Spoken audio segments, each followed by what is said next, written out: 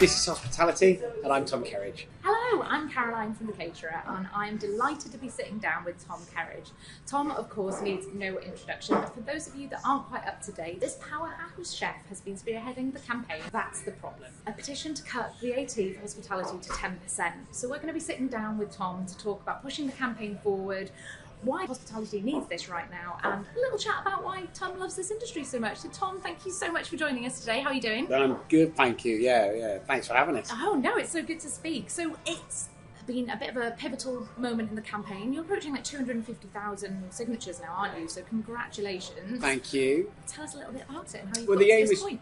so the aim is to try and get to about 1 million signatures. It's kind of like we thought we'd go big, and we all know that the whole of hospitality is under an incredible amount of pressure at the minute.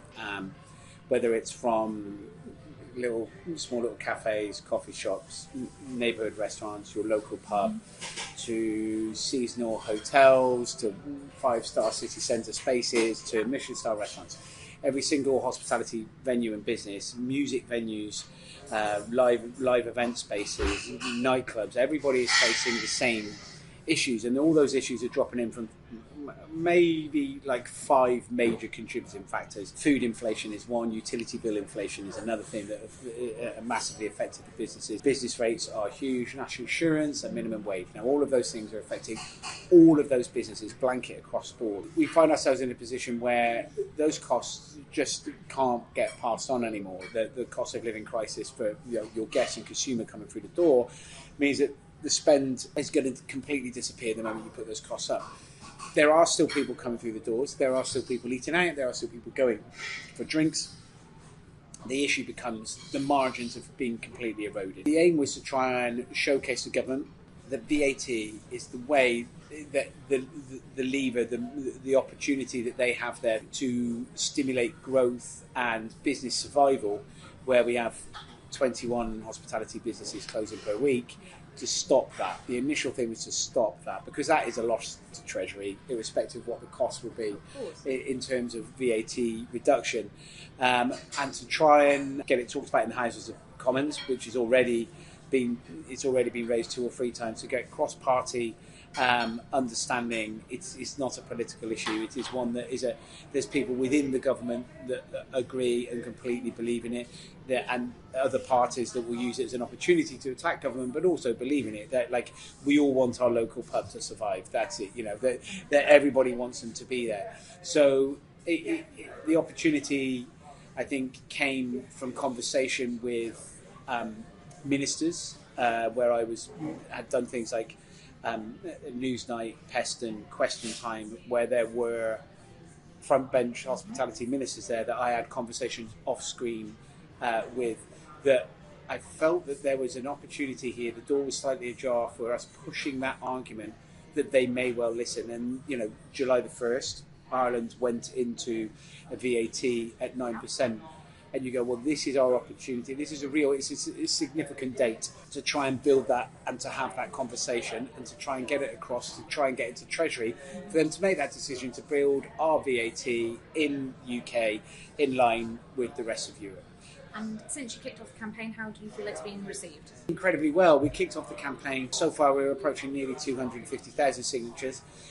We started it in June, to try and get industry behind it, to get industry to get an understanding of what's going on. So that we aimed for the beginning of July, that all the kind of collateral, all the bits and bobs, all the kind of the toolkit that pubs, restaurants, bars, clubs will need. So things like QR codes, things like posters, things like ordering beer mats, everything that they can get, they can then download off the website, so that then they can, July the 1st, they could then put that into their pubs, bars, restaurants, hotels, wherever, and then start getting consumer to start signing the petition. So to have hit almost a quarter of where we wanted to be without it actually being in guests and customers' faces just yet, we're very, very pleased with. It's not in the public eye yet, is it? So this is the turning point. I think we saw Oaxaca's done some interesting things with like the tacos. Like it seems like people are really behind you. Have you seen any innovative ideas? Well, there's lots of bits and bobs that are coming, being pushed forward. The fact that we've been able to build a lot of ambassadors up and down the country. People like Tommy Banks, people like Tom Kitchen, people like Paul Ainsworth, people like there's so many different known industry faces that there isn't a single stakeholder in this. There isn't a bunch of people who go that this campaign is everybody's. This is the whole of hospitality. But what it does mean, because just of the way that media works, is you interview people with profile. You can go literally just go around the corner and speak to any hospitality business, and they will all tell you the same story. But the idea was to try and get that driving force and that name around it, that then could push into bigger business. So you mentioned Oaxaca there, massively behind it, high street restaurant chain. Green King is a brewery, hugely behind it. Stonegate is a pub company. There's so many different Weatherspoons, and it doesn't matter if it's a Michelin star chef or a Spoons where chefs go on their days off. It's the same. It's affected exactly the same. So there will be lots of different initiatives, lots of different campaigning, and lots of different things that people will be doing in their own space. As long as it generates people signing the petition, that's what we need. Well, that's the thing. It's something that everyone's been talking about, but we needed somebody to really spearhead it and pull it together. So I know that everyone's very grateful for this. So I think taking it to the consumer launch, what are you hoping will happen from getting it in front of the public? It's kind of helping us as an industry educate people within the public with an understanding of where the costs disappear and they go to. People moan about the price of a pint of beer in a London pub or any pub, but actually the reality of the cost that you might be making profit for that sits at around, on average, around about 13 pence. It doesn't, it's absolutely ridiculous, all the other costs that drop out of it. So it's an opportunity for us as an industry to be able to have those conversations with our guests when they come through the door, of explaining a little bit more about the books and the way that the industry works and the money that it does or doesn't make, which is hugely, hugely important. But then the reality is that, the more people that you can get to sign the petition, the more people you can talk to, the more people that will understand it, the more supportive they will be of the local pubs, spaces, bars, restaurants. And then if we get to that 1 million signatures, it really does get to a point where government have to pay absolute attention, have those conversations, and really do face up to the realities of an industry that is closing down and shutting. And I'm sure some ministers already paying a bit of attention. Have you been having a few conversations? Is there anything any tidbits you can give us there? Yeah, I mean, there's been a number of conversations I've had before, whether it's been Business and Trade Secretary, whether it's Culture Secretary, that are fully behind and understand what we're trying to achieve and what we're trying to do. And they realise that operators make things happen, and government at this current position is being run by Treasury. Treasury is the accountants. There isn't a single operator that is run by the accountant, unless you're an accountant. If your business is an accountancy firm, accountants run it. Apart from that, every other business is run by operators, people who understand, people with the touch, the feel, the understanding, that are living it. They are the ones that understand what's going on. And for any form of growth, for any form of movement and going forward, it takes investment, it takes an understanding, and it takes spending of money for it to be able to move forward. And that's what Treasury need to do. They need to listen to business and trade, they need to listen to culture, they need to listen to cross-party, and they most importantly need to listen to hospitality and hospitality leaders that are speaking to them and telling them their actual position on the ground, as opposed to what it looks like on a spreadsheet. And obviously we're in an interesting situation with the government at the minute, a potential change of leadership. If that was to be Andy Burnham, you've said that he's promised a few things. How do you feel about that? Well, previous conversation. Listen, I'm a Labour Party supporter and have been my whole life. I'm a firm believer in what they believe in terms of the workforce. Our industry, more than so many, is built on a workforce and a team of people that is. Comes from many, many different backgrounds, whether it's cultural, educational, it really doesn't matter. Our industry is built on a vast amount of people that work really hard. And I believe that those people have an absolute right to a health system, an education system, a transportation system, all of those sort of things that give people opportunity. And my belief is that the Labour Party in general tries to offer that as a bigger picture. It tries to do something for the working person. But what we have got at the minute is perhaps a leadership that is changing, that includes Treasury, that doesn't necessarily or isn't necessarily listening to us as hospitality leaders. Andy Burnham, on the other hand, is somebody who has already previously mentioned that a reduction in VAT is something for hospitality that needs to happen. He's somebody that has overseen or been a part of one of Britain's leading cities. Manchester is a culturally rich, incredibly exciting, forward-thinking and developing city that is built around an amazing food and cultural kind of sector, that nightlife, the hospitality businesses and the way that they work in Manchester. They've grown from, over the last 5 years, they've gone from having a few restaurants to having, Michelin star spaces, to having great street food spaces, to having just brilliant restaurants and pubs and live event places, music venues, late night venues, big branded companies that are going there, from whether it's Sexy Fish or the Ivy Group, or they're all hospitality, and it's built Manchester, and it's got this great forward-thinking positivity to it. And what happens when you have a city that moves forward like that, like anywhere, it's built on hospitality. Bristol is another example, Liverpool is another example of spaces that are built on allowing the culture of hospitality to thrive. It attracts other business, it attracts, if you've got spaces where your workforce and your people can enjoy themselves, you also connect, you do business in restaurants, pubs, bars, clubs. So then when you have a thriving hospitality industry, that attracts media, tech companies, finance companies, investment, building, all of those kind of like mainstream bigger business starts dropping in, because there is that cultural hub of hospitality. It is the beating heart of growth. So that's where Andy Burnham has come from. And you kind of hope that mindset of where Manchester has grown over the last 5-10 years, you into one of the leading cities, not just in the UK but globally in the world, that you would then hope that kind of mindset and that blueprint for what's happened there is something that he can take further forward into the UK, up and down the country, which has hospitality at the beating heart. So true. We'll have to watch the space on that one. And imagining some point in the future, we've achieved reduction on VAT. You've been appointed Minister of Hospitality potentially. I don't know if that's kind of your vibe. Would you take that? Would you take that up? Well, to be a minister of a particular thing, you have to become an MP. Exactly. To become an MP, you have to worry about what bin day is in your local. I'm not interested in becoming a politician, but what we do need is a ministry of hospitality, which we haven't got. It's spread across some different sectors. We need a civil service that is built on people, like all other civil services. They're built on people that understand the sector that it comes from, whether it's education, whether it's the health, whether these are all departments that aren't run by politicians. No. They're run by people who understand that sector. Hospitality is missing that. The advisory board, and there's lots of different departments, and there's lots of little bodies that all work together. In fact, all of those kind of trade bodies have come together behind the That's the Problem campaign. But we haven't got that mainstream Whitehall building where there are members and people who understand hospitality that are advising government what should happen.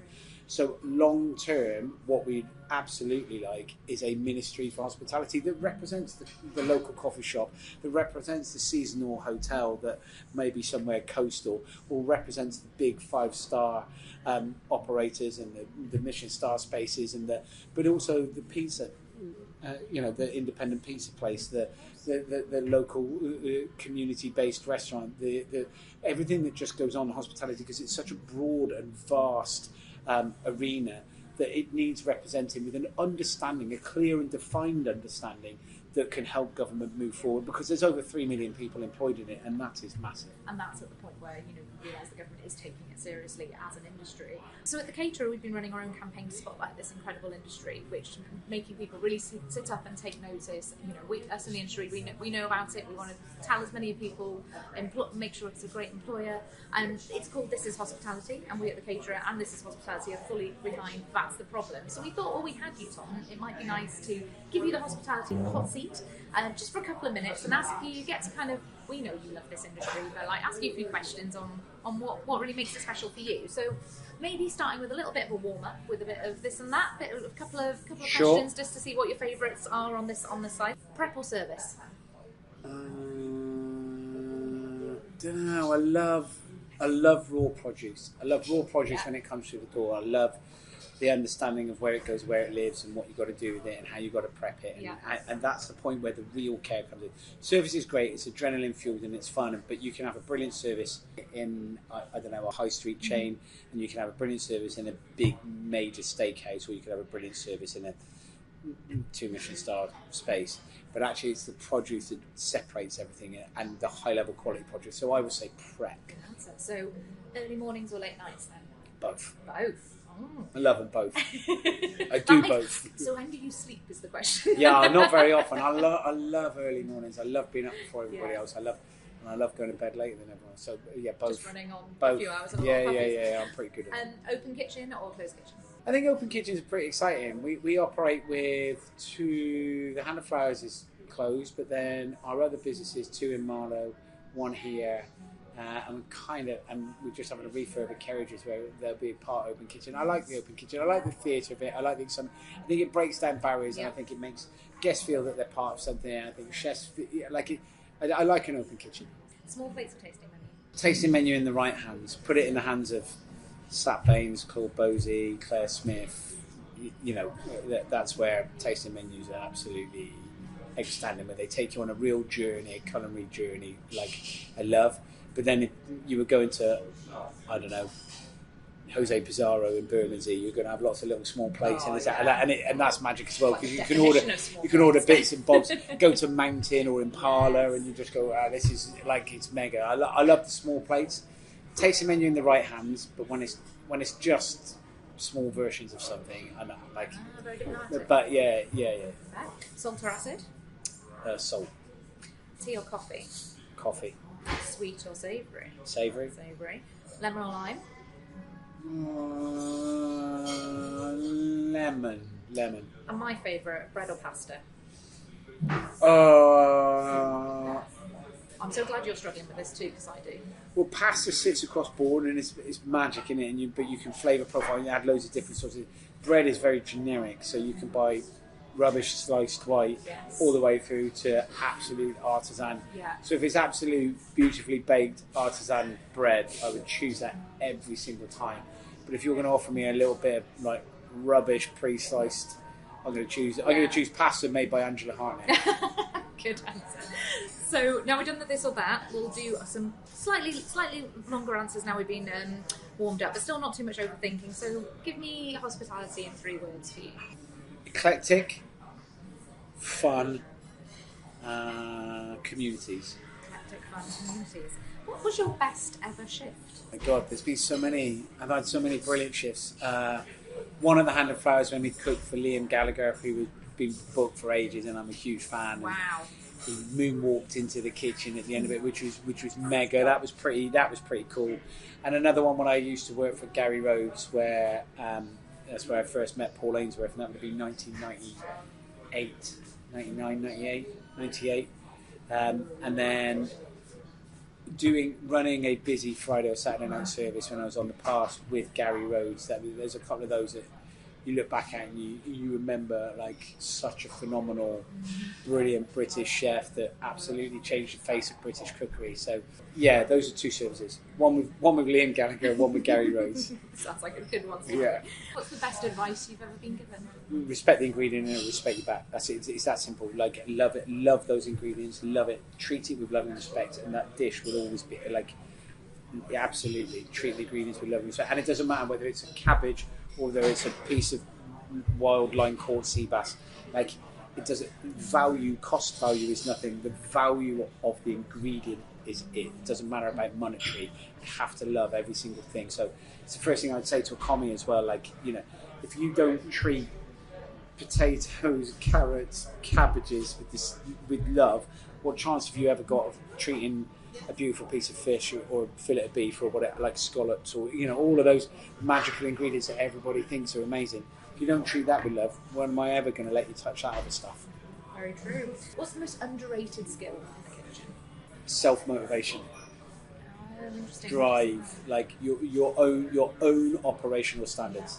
It's not important what you do when everyone else is looking at you. It's important what you do when they're not. Like, don't try and get away with stuff. No. Like, absolutely push yourself. Yeah. Like, when nobody is looking. Yeah. ask questions of yourself, be better every single day, and that's one of those skills that I think, like, you got to own that. And if you don't own that, you'll never get to top. You'll never win anything. You'll never achieve. You'll never reach your full potential if you don't push. If you just spend the time thinking, like, that'll do. That's enough. I've got away with that. Then that's a 3 out of 10 operation. Very true. What's the best mistake you've ever made? You know, I genuinely don't think there's many mistakes. We've done lots of things that have cost loads of money, and there's lots of businesses that absolutely haven't worked, and there's lots of ideas that have come up and changed. That they're all, every single mistake, if you learn from it, isn't a mistake. They're all learning curves, because I sit here now, having been a chef for 35 years, and we have businesses with Michelin stars, and you're on television, and we interview by Caterer, and all of those sort of things. But then none of them would be there if it wasn't for making mistakes. It's not just been a trajectory where you come into a kitchen as an 18-year-old and you just go like that. It's like that, it's down. It's like up and then it crashes again, and then you go up again and you learn from that. So there's never... You just have to learn from your mistakes. I can't give you one singular one. Every part of the journey is being made by mistakes. And finally, finish this sentence for me. Hospitality is... fucking great. I mean, you can't get better than that, can you? Tom, as I said, the Caterer is so fully behind. That's the problem. But for all of you out there, if you haven't signed the petition, go sign it. Get your mum to sign it. Get your granny to sign it. Get your godmother to sign it. Get everyone to sign it. Now it's out there in front of the consumers. It's been such a pleasure speaking to you. Thank you so much for your time. Thank you.